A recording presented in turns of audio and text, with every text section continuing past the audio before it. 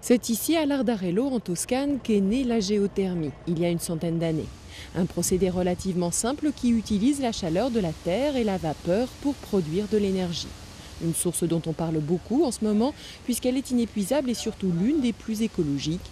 Lardarello a servi de modèle à plus d'une vingtaine de pays, dont l'Islande, pourtant beaucoup plus connue pour ses geysers que l'Italie. L'Islande a cette caractéristique de posséder, en termes de pourcentage, un important potentiel géothermique, mais elle reste un petit pays. Donc en termes de puissance, l'Italie produit environ 30% de plus. D'immenses cheminées et des puits exploités par la Société nationale d'énergie italienne, Enel. Une odeur de soufre également, omniprésente à des kilomètres à la ronde.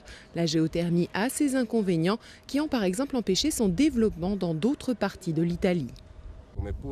Bien sûr, il y a l'aspect visuel, tous ces tuyaux, etc. Mais cela veut dire aussi beaucoup de CO2 évité. D'ailleurs, dans la vallée de Monterotondo Marittimo, baptisée vallée de l'enfer à cause de ses fumées et de son odeur, la géothermie est finalement une aubaine. Cet habitant fait sécher son linge dans le petit local installé au pied de son immeuble, totalement gratuitement. Sans parler de ses factures de chauffage, divisées par 3 ou 4 en moyenne par rapport à un chauffage au fioul.